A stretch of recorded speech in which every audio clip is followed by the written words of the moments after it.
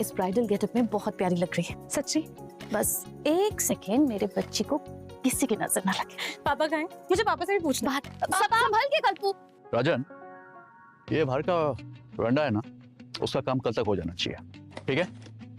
और एक चीज, ये गेस्ट हाउस की जो पेंटिंग है वो भी एक बार चेक कर लेना, ठीक से हुई है या नहीं। लड़के वालों की तरफ से कोई कंप्लेंट नहीं आनी चाहिए। सर, सब हो जाएगा अच्छे से, आप टेंशन मत लीजिए। डैडू, ग्रेट, नाइस। बताओ मैं कैसी लग रही हूँ? हो लुक। माँ कह रही है मैं अच्छी लग रही हूँ, बट आई डाउट। अच्छा, माँ कह रही है अच्छी लग रही हो। मेरी बिटिया, माँ बिल्कुल सच कह रही है, एकदम चांद जैसी लग रही हो तुम। Thank you. सर बिल्कुल सही कह रहे हैं मैम। आप देखना, एंगेजमेंट पार्टी में आप सबका दिल जीतोगे। Wait a second. Rajan, 1 minute आना। हाँ जी। हेलो, हाँ बोलिए। कुलदीप, बंगलों का डिस्प्यूट अभी तक सॉल्व नहीं हुआ है। यह आखिरी वार्निंग है तुम्हारे लिए। अगली बार सिर्फ फोन नहीं बजेगा, तुम्हारी मौत होगी। धमकी दे रहा तू मुझे? तेरी इन बातों से मैं नहीं डरता, समझा? जा, जो करना है कर ले। कुलदीप, क्या है ये? अब ये कॉल्स मजाक नहीं होती कुलदीप, मैंने पहले भी कहा है पुलिस कंप्लेन करते हैं। Relax Mitali, relax. मैंने सीआईडी को ऑलरेडी बता चुका हूँ। I just need to get some fresh air, okay? मैं अपने मेडिटेशन रूम में जा रहा हूँ।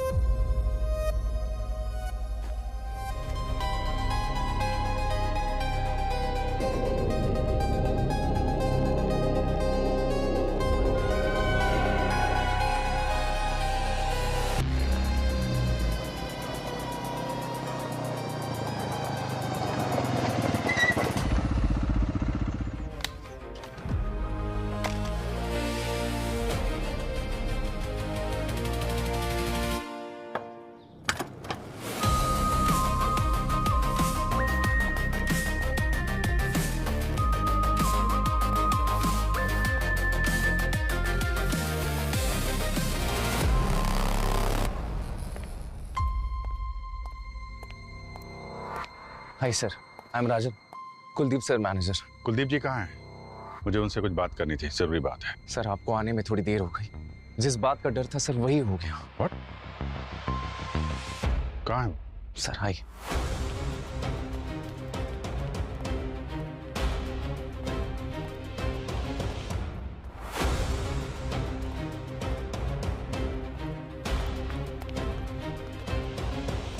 हटिए। Excuse me, 1 minute.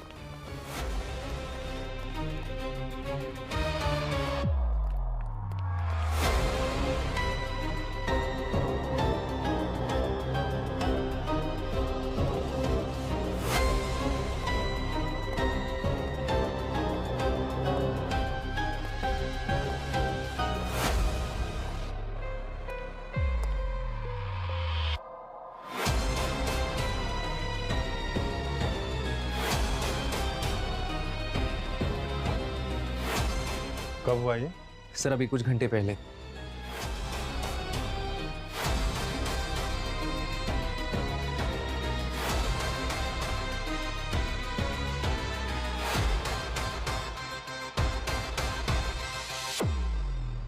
सर ये कुलदीप जी की मौत हो गई है।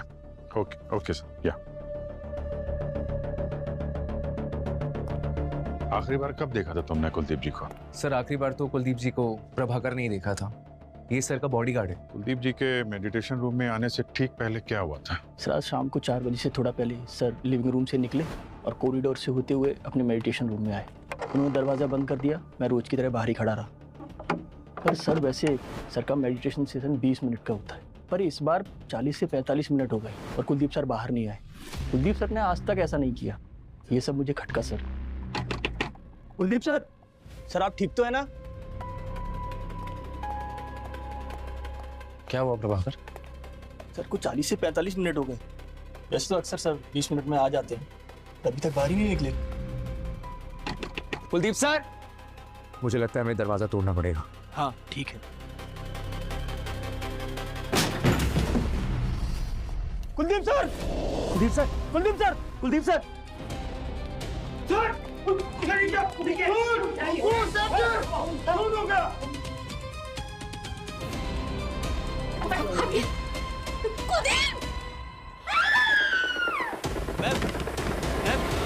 पर सर समझ में नहीं आ रहा कि ये सब कैसे हुआ।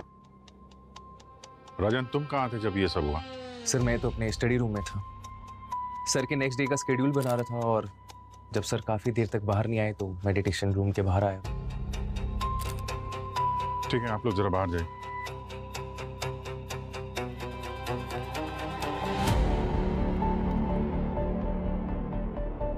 पंकज, सचिन, जरा बात करो सबसे, देखो क्या पता चलता है। ये एंट्री के हिसाब से तो बहुत सारे लोग आए यहाँ पर।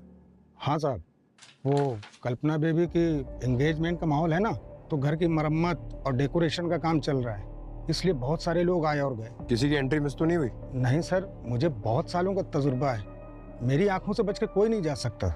और अगर आंख बंद हो गई तो?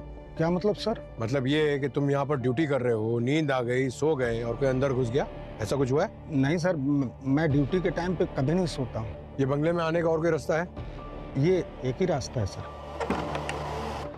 कमरे के अंदर आने जाने के लिए सिर्फ यही एक दरवाजा है और उसके बाहर बॉडीगार्ड प्रभाकर खड़ा हुआ था। और सर ये दरवाजा अंदर से बंद था।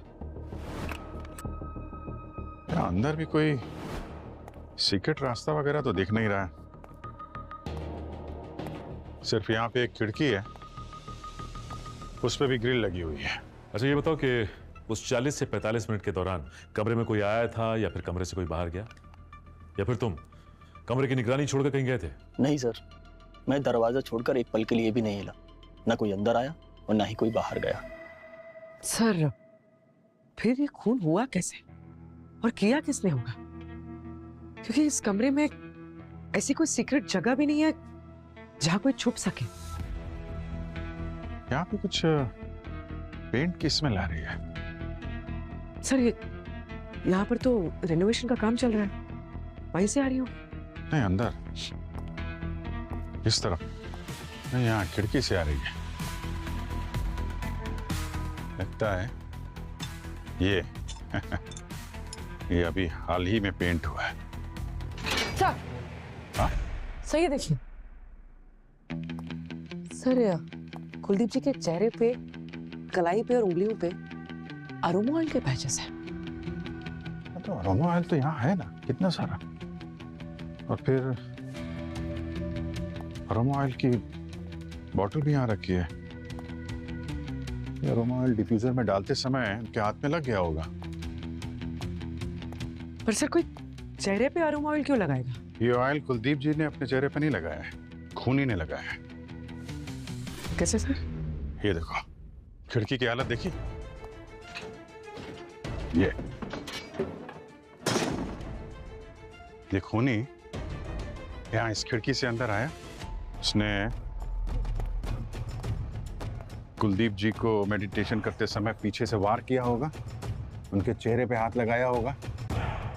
हाथापाई के दौरान तो शायद वो पेंट इनके मुंह पे लगा होगा और शायद वो पेंट निकालने के लिए यहाँ से अरोमा ऑयल का इस्तेमाल किया,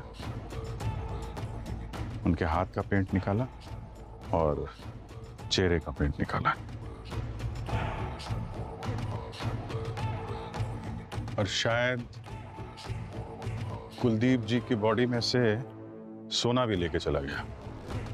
सोना? ये देखो, फोटो में देखो, ये चेहरे, गले में चेन है, यहाँ पे ब्रेसलेट है और यहाँ पे ब्रेसलेट, चेन सब गायब है। सर मान लेते हैं कि खूनी इस खिड़की से आए, पर ये कमरा तो हायर फ्लोर पे है और ये दीवार भी प्लेन है, कोई सपोर्ट भी नहीं है जिसे पकड़कर वो चढ़ के आए। फिर ये कैसे ऊपर आया? नीचे से नहीं आया तो ऊपर छत से आया। छत से रस्सी वगैरह के सहारे से अंदर आया, कुलदीप जी का फोन किया और वापस छत से भाग गया। अच्छा राजन, ये बताइए कि ये घर में डेकोरेशन और पेंटिंग का काम चल रहा है, इसमें घर का कोई आदमी सुपरवाइज कर रहा है इसको? यस सर, कुलदीप सर की वाइफ मिताली मैडम।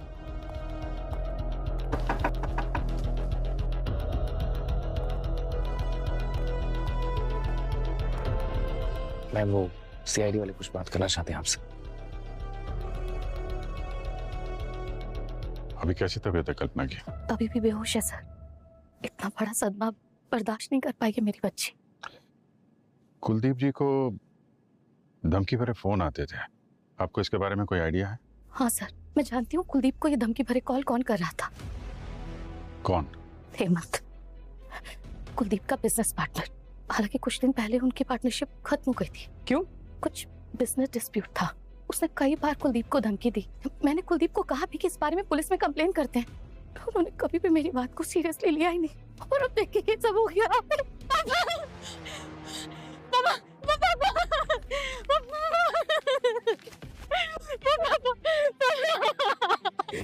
सब ठीक हो जाए।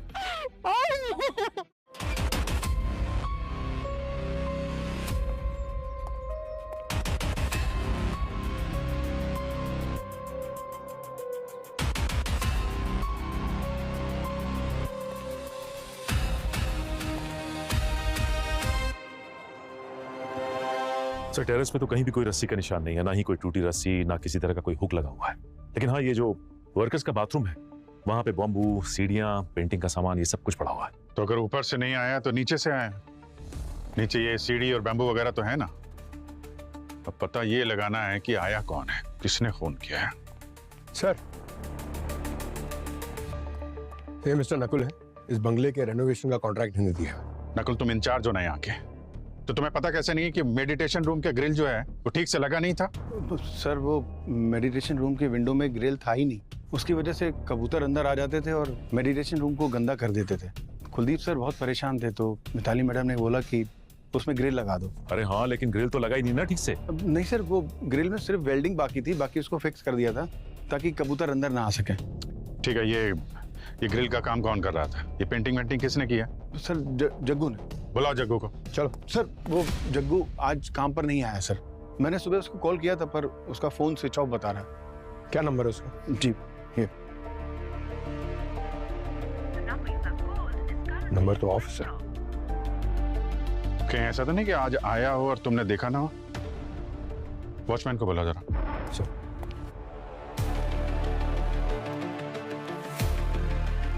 सर रजिस्टर में तो एंट्री नहीं है। वृंदा जी, क्या है ये सब? हाँ? नकुल ने तो बताया कि आज सुबह जग्गू यहाँ पर आया था। तुमने रजिस्टर में एंट्री क्यों नहीं की? सर 1 मिनट, जब तक बोलने को ना कहा जाए ना, चुपचाप खड़े रहो। क्या हो रहा है यहाँ पे? हाँ?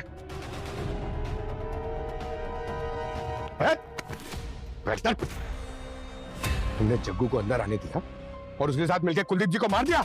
मैंने कुछ नहीं किया सर। देखो वृंदा जी, मर्डर केस है, बहुत लंबा फंसोगे, इसलिए बेहतर होगा जो कुछ सच है बता दो। सर बस मैं 20 मिनट के लिए गेट पे सो गया था। हो सकता है सर कि उसी समय जग्गू बंगले के अंदर आया। फिर क्या हुआ? मैडम, फिर मेडिटेशन रूम का जब दरवाजा टूटा, उसकी आवाज से मेरी आंख खुली। तो हो सकता है सर, जब इसकी आंख लगी उसके बीच में ये जग्गू आया अंदर मेडिटेशन रूम में और खून करके निकल गया। नकुल जी, अपने एम्प्लॉयज की सब आइडेंटिफिकेशन वगैरह रखते हैं ना, आधार कार्ड वगैरह? हाँ सर, वो सारा डिटेल बिंद्रा जी के पास दे दिया था मैंने। पूर्वी, ये आधार कार्ड लो जग्गू का बिंदा से और पता लगाओ, डिटेल्स निकालो उसकी। आधार कार्ड दो सर। चलिए। और पंकज, आज सुबह से बंगलों में जो जो लोग भी आए हैं ना, सबकी लिस्ट बनाओ। फिंगरप्रिंट्स, आइडेंटिफिकेशन, सबकी डिटेल्स निकालो। बॉस, ये कुलदीप की स्किन का सैंपल है और इस पे मुझे पेंट के स्टेन मिले हैं। कुछ नया बता यार साड़ू के। इस पे मुझे स्टेरिक एसिड के ट्रेसेस भी मिले हैं। ये है नया। Stearic acid? और ये सर किस में इस्तेमाल होता है? पूर्वी वैसे तो ये स्टेरिक एसिड हर पेंट में थोड़ा बहुत होता है, लेकिन यहाँ पर बात कुछ अलग है। यहाँ पर विंडो के जो ग्रिल हैं और जहाँ कहीं भी ये रिनोवेशन के लिए पेंट हुआ है वहां पर इस स्टेरिक एसिड के ट्रेसेस मुझे नहीं मिले। सॉरी सर, मैं कुछ समझा नहीं। मैं समझाता हूँ पंकज। दरअसल खूनी ने पेंट स्टेन हटाने के चक्कर में ये स्टेरिक एसिड इस कुलदीप की बॉडी पर छोड़ दिया। मगर सर, अभी तो आपने कहा कि वो एसिड ग्रिल या पेंट के सैंपल से मैच नहीं हुआ। ये भी हो सकता है कि ये स्टेरिक एसिड मर्डर वेपन से आया हो इसके शरीर में। अच्छा सलमान साहब, ये पेंट के अलावा ये स्टेरिक एसिड और किस किस चीज में इस्तेमाल होता है? सचिन, पेंट के अलावा ये स्टेरिक एसिड दरअसल कॉस्मेटिक्स में और स्किन केयर की चीजों में इस्तेमाल होता है, जैसे साबुन, शैम्पू, इस तरीके की चीजें। तो फिर सालुंखे कुलदीप ने भी इस्तेमाल किया होगा। कॉस्मेटिक्स, साबुन है, शैम्पू है और कुछ है। नहीं किया बॉस, मैंने अच्छी तरह से चेक किया, इनमें से किसी चीज का रेजिड्यू मुझे कुलदीप की बॉडी पर से नहीं मिला। तो इसका मतलब है कि सालुंखे, तेरे कहने का मतलब है कि खूनी ने ये चीजें इस्तेमाल की होगी। मतलब जब कुलदीप के चेहरे पर से वो रंग हटा रहा था तो शायद उसके हाथ पर जो अरोमा ऑयल लगा था जिसमें स्टेरिक एसिड है, वो स्टेरिक एसिड कुलदीप के चेहरे पर रह गया। राइट। एक बात और बॉस, मुझे लगता है खूनी प्रोफेशनल नहीं है। क्या मतलब? मतलब ये कि इस पर जो वार हुआ है, इसके घाव ये बताते हैं कि ये एकदम प्रिसीशन के साथ नहीं किया गया, सटीक वार नहीं है। ये घाव देखो, मुझे लगता है खूनी ने गुस्से में बराबर इस पर चाकू घोंपा है, बार बार। अब ये तो एक नया एंगल लेकर आ गया। अभी तक हमें ऐसा लग रहा था कि शायद खून रॉबरी के लिए हुआ है, पर आप ले आए हैं पर्सनल ग्रज, दुश्मनी का एंगल। पर सर, एक पेंटर की कुलदीप जी से क्या दुश्मनी हो सकती है? हो सकता है कि किसी ने पेंटर का इस्तेमाल किया हो खून करवाने के लिए, अपनी दुश्मनी निकालने के लिए। अभिजीत, इस केस में एक नाम मुझे खटक रहा है, वो है कुलदीप का एक्स बिजनेस पार्टनर जिसके साथ कुलदीप की दुश्मनी थी, हेमंत। मिस्टर हेमंत, कुलदीप जी के साथ आपका पुराना झगड़ा था लैंड डील और बंगलो की ओनरशिप को लेकर।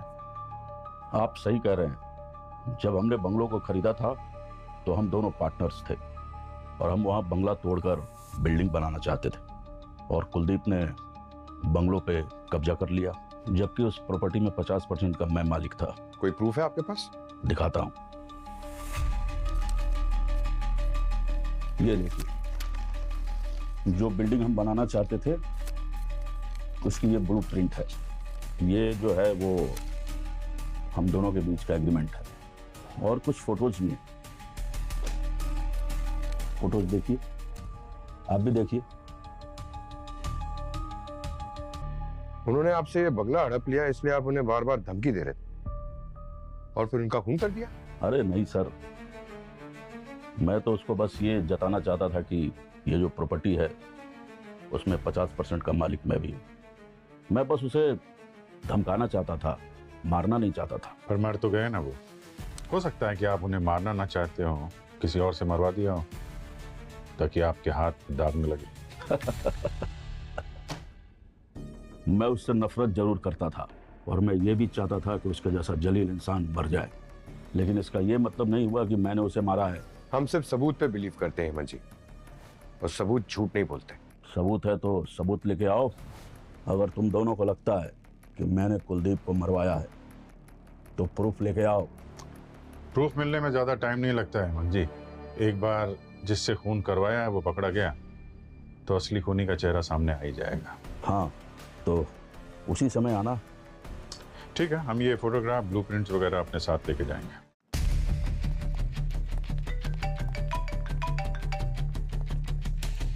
हाँ पूर्वी, ग्रेट। कहाँ पे है? हाँ ठीक है, मिलते हैं। जग्गू का पता चल गया है, मैं जरा उससे मिलता हूँ। तुम हेमंत की कुंडली निकालो और कुलदीप के फोन रिकॉर्ड भी चेक करो, देखो कौन कौन उसके पीछे पड़ा हुआ था। हाँ हेलो, अरे मैं बोल रहा हूँ पतिदेव तुम्हारा। हाँ अरे वो क्या है ना, नया फ़ोन लिया है और ये नया नंबर है मेरा, सेव कर लेना ठीक है। और हाँ, किसी को देना मत ये नंबर, ठीक है। और सुनो, आज मैं पहली बार जहाज़ में बैठूंगा। क्या जग्गू जी, थोड़ा टाइम है आपके पास? थोड़ी बात करनी थी आपसे। कौन है आप लोग? मैं अनजान लोगों से बात नहीं करता। अरे हम लोग अनजान नहीं है, तुम्हारी ससुराल से हैं। ससुराल? मेरी? CID sir. सीआईडी? क्या हुआ सर?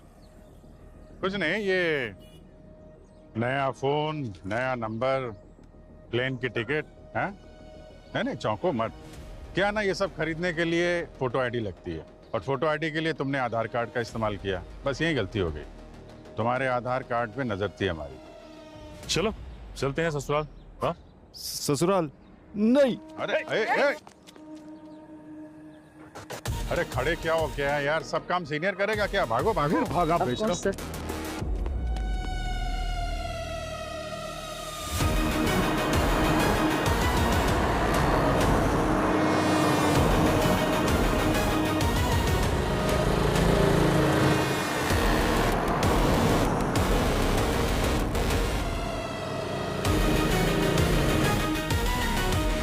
अरे यार, अरे सर सॉरी सर, गलती हो गई। तुम्हारे ऊपर कुलदीप जी के मर्डर का इल्जाम है, समझे? मैं क्यों मारूंगा उन्हें सर? मेरी क्या दुश्मनी है उनसे? अरे दुश्मनी नहीं है, दोस्ती है, लेकिन पैसों से। सर आप लोग सर फंसा रहे हो मुझे खून के इल्जाम में। फंसा नहीं रहे, तेरी उंगलियों के निशान मेडिटेशन रूम की खिड़की से मिले, समझा? वो तो सर इसलिए क्योंकि मैंने वो खिड़की पेंट की थी ना सर। और जानबूझ के तुमने ग्रिल ठीक से नहीं लगाई ताकि उसी रास्ते से वापस आ सको और कुलदीप जी की हत्या करके निकल सको। नहीं सर, वो मुझे ऐसा करने के लिए कहा गया था। वहाँ पर कुछ सोल्डरिंग का काम बाकी था और एक पेंट की कोटिंग भी होनी थी उस पर सर, इसलिए वो ऐसा छोड़ा। काम पे क्यों नहीं आया कल फिर? सर वो आया था सर, थोड़ा लेट हो गया आने में। जैसे ही वो घर में पहुंचा, देखा एक कमरे में ज्वेलरी पड़ी है और वहाँ आसपास कोई नहीं था सर, तो वो ज्वेलरी मैंने उठाई और मैं वहाँ से निकल गया सर।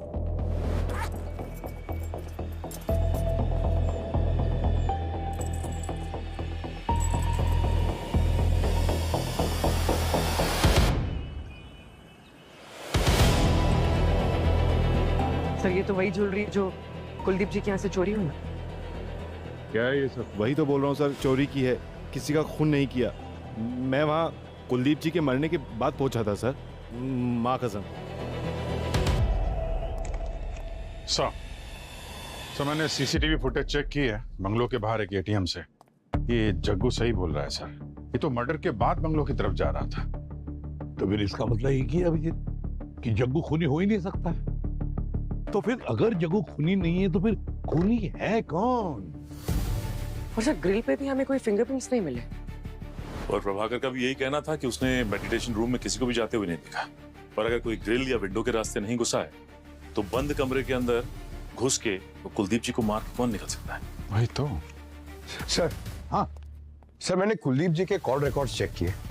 उन्हें लास्ट कॉल 4:10 पे आया था सर, हेमंत के कॉल के बाद, जब वो मेडिटेशन रूम में थे। किसका कॉल आया था? मिताली का सर। ये मिताली क्यों फोन कर रही थी कुलदीप को, और वो भी मेडिटेशन के टाइम पर? सर हो सकता है मिताली ने कॉल किया हो मेडिटेशन रूम में आने के लिए और कुलदीप जी मना नहीं कर पाए, इसी बहाने वो कमरे के अंदर घुसी, उनका खून किया और निकल गई। पर प्रभाकर ने कहा था कि वो तो रूम के बाहर ही खड़ा था ना, उसने किसी को अंदर जाते हुए या बाहर आते हुए नहीं देखा। पंकज, ऐसे खून किसी की मदद के बगैर नहीं होते, कोई तो साथी होता ही है। हो सकता है प्रभाकर और मिताली मिले हो। और तो और सर, ये कुलदीप की मौत के बाद ये बिजनेस और प्रॉपर्टी तो मिताली के नाम पे होने वाली है। अच्छा,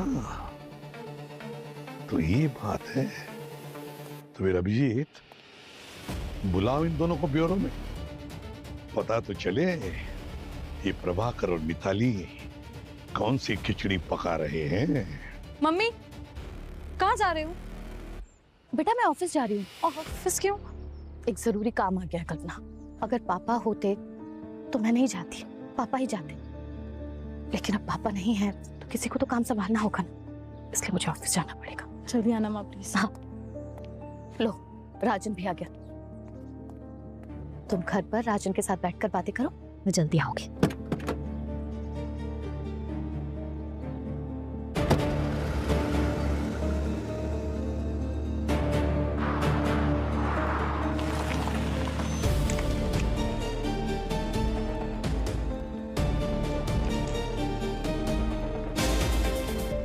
क्या बात है मिताली जी, बहुत जल्दी आपको बिजनेस संभालने की?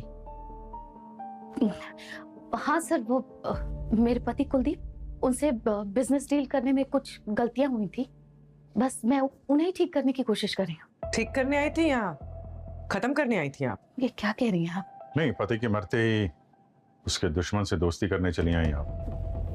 दोस्ती नहीं सर, ये यहाँ बिजनेस डील करने आई थी। आपसे बाद में बात करेंगे मिस्टर हेमंत, अभी जरा मिताली जी से पूछताछ करनी है। आप जरा ब्यूरो चलने का कष्ट करेंगे? आइए आइए आइए। जी चलिए।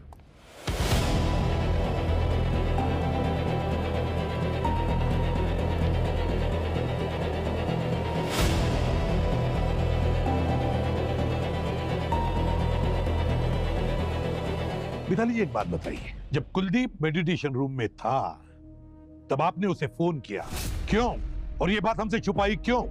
क्योंकि उस कॉल का इस केस से कोई लेना देना नहीं था। लेना देना है या नहीं वो हम डिसाइड करेंगे मिताली जी। हम तो कहते हैं कि आपने प्रभाकर के साथ मिलकर कुलदीप को मारा है। ऐसा क्यों किया प्रभाकर तुमने? अपने ही बॉस का खून कर दिया? नहीं, झूठ मत बोलना, तुम्हारे फिंगरप्रिंट्स मिले हमें बॉडी के ऊपर। सर मैंने नहीं मारा सर को, और मैं उन्हें क्यों मारूंगा? और फिंगरप्रिंट्स जब मैंने उनको छुआ तब लग गए होंगे। तो फिर मिताली मैडम ने ऐसा क्यों कहा कि तुम्हारा बहुत बड़ा झगड़ा हुआ था कुलदीप के साथ? तुमने जान से मारने की धमकी दी थी उन्हें? नहीं सर, ऐसा तो कोई झगड़ा नहीं हुआ था, वो झूठ बोल रही है। वो ऐसा क्यों बोले? सर वो फंसाना चाहती है मुझे, और मुझे तो पूरा डाउट है कि मिताली मैडम ने ही मर्डर किया है। ऐसे क्यों? क्योंकि सर के मरने के बाद मिताली मैडम ने सारा का सारा बिजनेस टेक ओवर कर लिया। सर मुझे ना पक्का डाउट है कि पैसों के लिए मिताली मैडम जी ने ही सर को मारा होगा। मैंने कुलदीप को कॉल किया था क्योंकि मैं कुलदीप को याद दिला रही थी कि हमारे समधी आने वाले हैं जिन्हें लेने के लिए हमें एयरपोर्ट जाना है।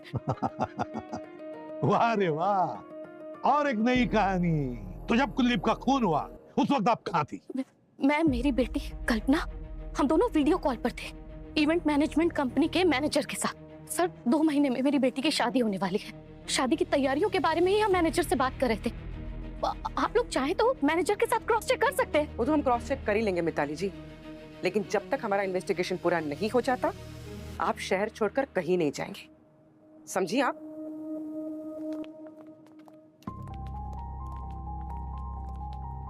सर सर वो लोशन बॉटल जो मिताली ने यूज की थी उस पे स्टेरिक एसिड के ट्रेस नहीं मिले जो हमें बॉडी पे मिले थे। क्या?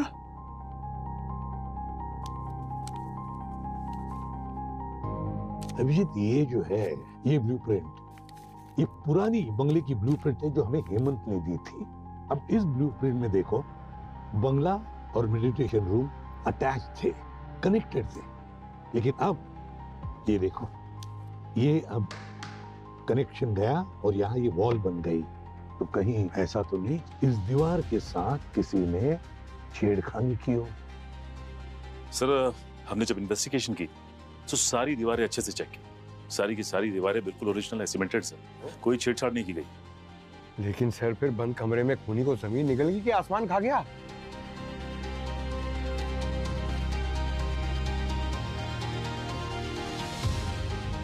क्या ऐसा हो सकता है कि इस बंद कमरे में कोई आया ही नहीं और ना कोई गया है?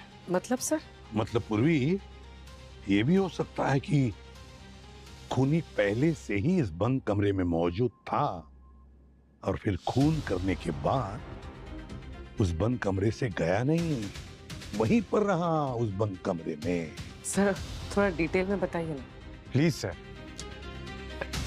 पंकज, ये है बंगलों के उस कमरे की पुरानी फोटोग्राफ जब बंगला सेल पर था, और ये है उसी कमरे का अब का लेटेस्ट फोटोग्राफ, क्राइम सीन के कमरे का फोटोग्राफ।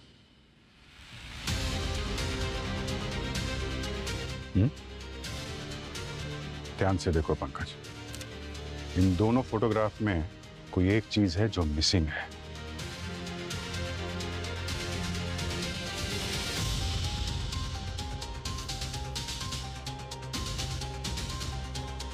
ओह अच्छा। समझ गए पंकज, अगर हमने इस बंगले की पुरानी तस्वीरें नहीं देखी होती तो खूनी का असली खेल क्या है हमें पता ही नहीं चलता। इस फोटोग्राफ में यहां पे एक स्टैचू था। अब वो स्टैचू कहां पे है मिताली जी? वो स्टैचू के बारे में कुलदीप ने बताया था कि वो स्टैचू डैमेज है। हाँ सर, मुझे याद आया। कुलदीप सर ने मुझे बोला था वो स्टैचू को रिपेयर करवाने के लिए। ये मूर्ति टूट गई है, रिपेयर के लिए भेज दो। जी सर। अभी वो स्टैचू कहाँ है? सर वो स्टैचू मैंने गैराज में रख दिया था। लेकर आओ।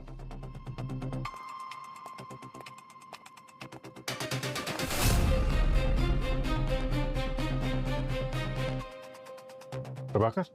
जी सर। कुलदीप जी के मरने के बाद जब तुम लोग दरवाजा तोड़ के अंदर आए तो ये स्टैचू यहाँ पे था?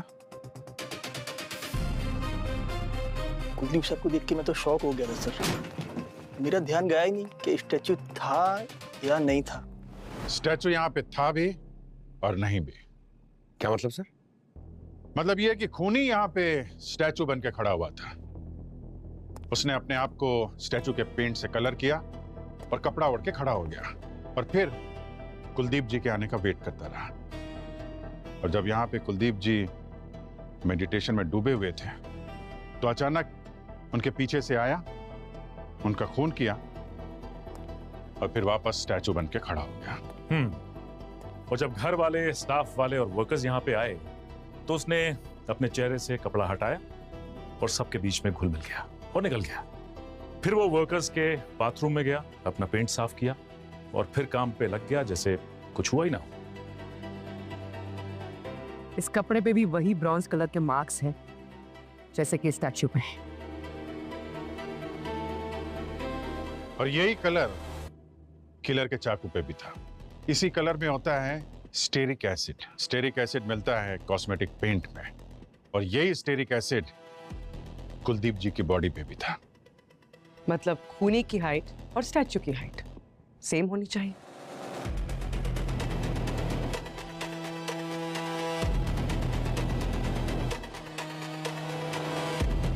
अब सवाल ये उठता है कि किस किस की हाइट स्टैचू की हाइट से मैच करती है। और जहां तक मुझे याद आता है सिर्फ एक आदमी है, बल्लू। मगर सर, अगर बल्लू भीड़ में मिक्स हो गया तो फिर किसी ने उसे देखा क्यों नहीं? क्योंकि उसको यहां से भागने में किसी ने तो मदद की है। और अब वो कौन है ये तो बल्लू ही बताएगा।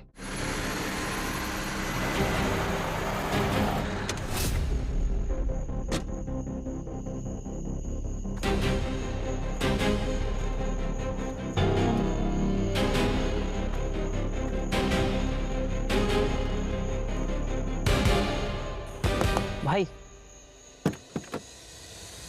क्या सब बढ़िया? बल्लू ये तुम्हारे काम का लास्ट इंस्टॉलमेंट। अच्छा, एक बात ध्यान रखना, सीआईडी को पता चल चुका है कि कुलदीप सर के मर्डर के पीछे तुम्हारा हाथ है। तो जितना जल्दी हो सके ना इस शहर से नौ वगैरह हो लो। ठीक है, चलो चलता हूँ।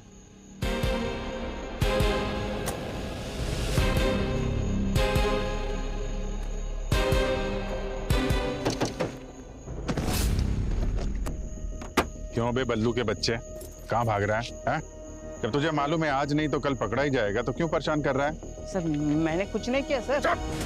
तूने क्या किया है क्या नहीं सब मालूम है हमें। कहाँ भाग रहा था? है? इतने सारे पैसे किसने दिए तुझे? आप लोग मुझ तक पहुंचे कैसे? ये टेम्पो का पीछा करते हुए, समझा? ये तेरे दोस्त का टेम्पो है ना, वो पेंट वाला जिसने तुझे पेंट दिया था, है?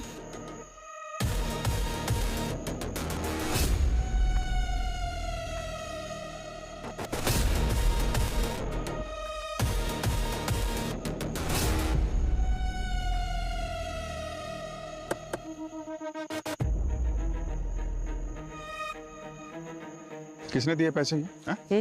बोल। हाँ सचिन, क्या?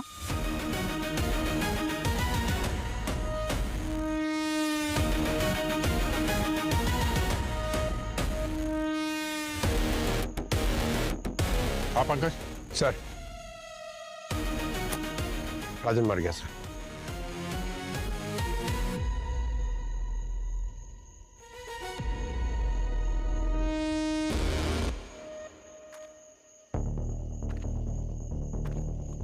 क्यों बल्लू?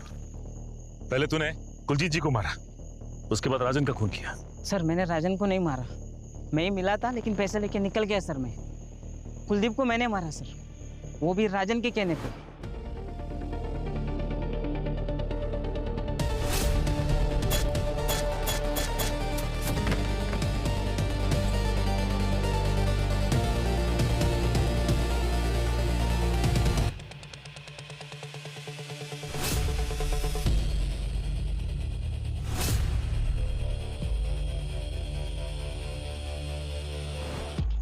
राजन के कहने पे कुलदीप को मारा इसने,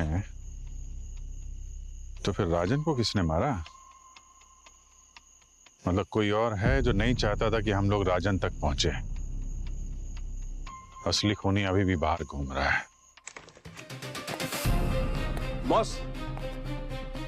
बॉस टेस्ट रिपोर्ट से पता चला है कि राजन की मौत जहर से ही हुई है।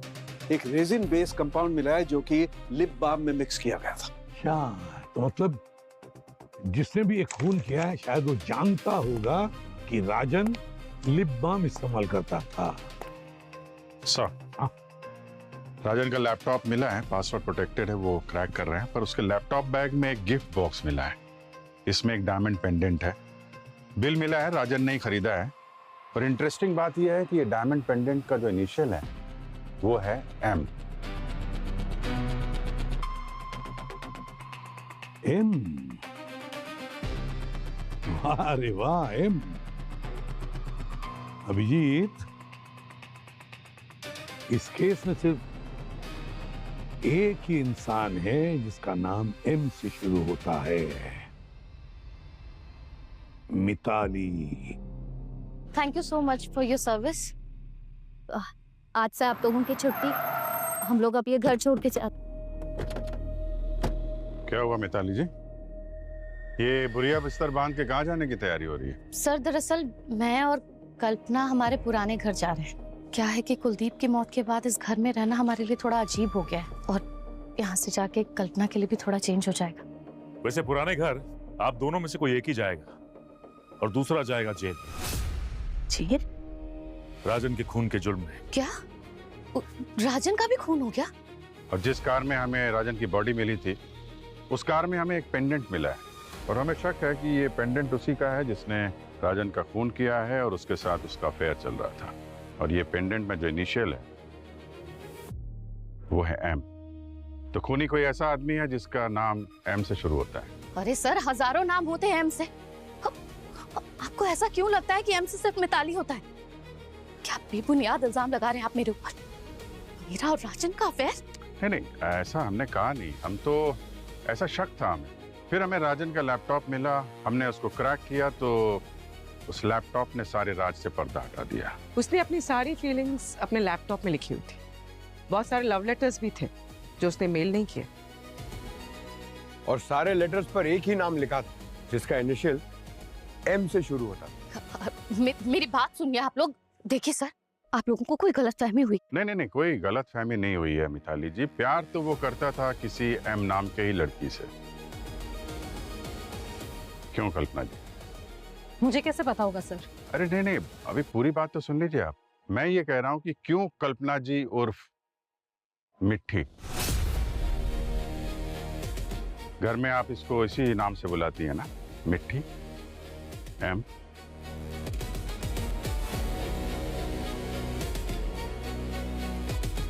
हमें तुम्हारे कॉलेज के लॉकर से ये जहर की शीशी मिली। ये वही जहर है जो तुमने राजन के लिप बाम में मिलाया था। बस बहुत हो गया कल्पना। अब ये बताओ कि तुमने राजन को क्यों मारा, जिससे तुम प्यार करती थी? मैं प्यार नहीं करती थी राजन से, वो चाहता था मुझे, इसलिए मैंने अपने फायदे के लिए उसका इस्तेमाल किया। मिट्टी से अपनी दिल की बात जब भी करने जाता हूँ पता नहीं क्यों डर जाता हूँ। समझ नहीं आता उसे कैसे कहूँ कि मैं उससे प्यार करता हूँ।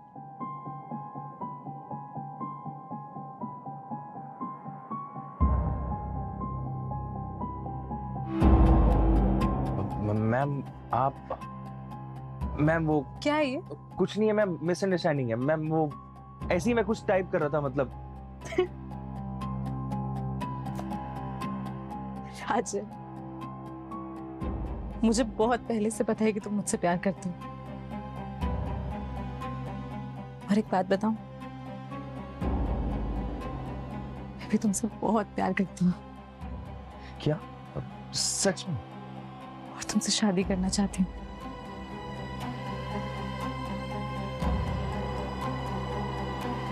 लेकिन कैसे होगा?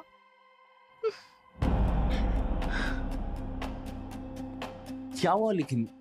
तुम रो क्यों रही हो? पापा हमारी शादी के लिए कभी नहीं मानेंगे। वो मेरी शादी अपने पसंद के लड़के से करवाना चाहते हैं। और पता है, मेरी शादी उनके लिए सिर्फ एक बिजनेस डील है। अरे तुम फालतू में टेंशन ले रही हो। मैं हूं ना, मैं जाऊंगा कुलदीप सर के पास तुम्हारा हाथ मांगने। हे राजन, तुम नहीं समझ रहे। पापा हमारे रिश्ते के लिए कभी नहीं मानेंगे। और अगर वो नहीं माने ना, तो मैं मर जाऊंगी। तू क्या करे? एक रास्ता है। क्या? पापा को मरना होगा। क्या? तभी हम साथ रह पाएंगे। नहीं नहीं, ये रास्ता बिल्कुल बेकार है, बेतुका है। तुम रह सकते हो ना मेरे बिना? मैं नहीं रह सकती हूँ। ऐसा कुछ नहीं है। तुम्हें समझ क्यों नहीं आता? मैं मर जाऊंगी तुम्हारे बिना और मैं किसी और से शादी नहीं करूंगी। पर ठीक है, मैं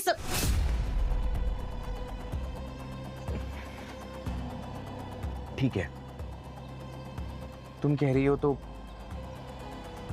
कुलदीप सर को मरना होगा। मैंने राजन का इस्तेमाल किया ताकि पापा मुझे शादी में ना धकेल सके। राजन ने बल्लू की मदद से पापा का खून किया, लेकिन जब मुझे पता चला कि राजन भी एक्सपोज होने वाला है, तो मैंने उसको भी रास्ते से हटा दिया, वरना मैं भी पकड़ी जाती। और तुम राजन से शादी क्यों नहीं करना चाहती थी? मैं किसी से शादी नहीं करना चाहती थी। पापा का बेटा बनना चाहती थी, उनका बिजनेस, उनके एम्पायर को बढ़ाना चाहती थी। लेकिन पापा, उनकी सोच बहुत छोटी थी। लड़की है, पढ़ाई करके शादी करेगी, कि बस इस सोच को बदलना चाहती थी मैं।